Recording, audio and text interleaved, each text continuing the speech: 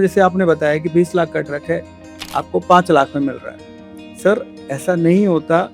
जो भी ऑक्शन का ट्रक होते हैं, किसी भी ऑक्शन से आदमी कहीं से भी लेगा, तो उसमें क्या है कि उसके बाद में कुछ पोस्ट खर्चे होते हैं। पोस्ट खर्चे क्या होते हैं कि देखो कोई भी ट्रक कॉमर्शियल ट्रक है, उसके अंदर उसकी टैक्सेस की लायबिलिटी होती है, इंश्योरेंस लायबिलिटी होती है, कुछ उसका मेंटेनेंस होता है, कुछ वो जब उसको लेके आएंगे टायर हैं, तो जब सारा एक्सपेंस करेगा तो उसको ओवरऑल जाके उसको फायदा होगा।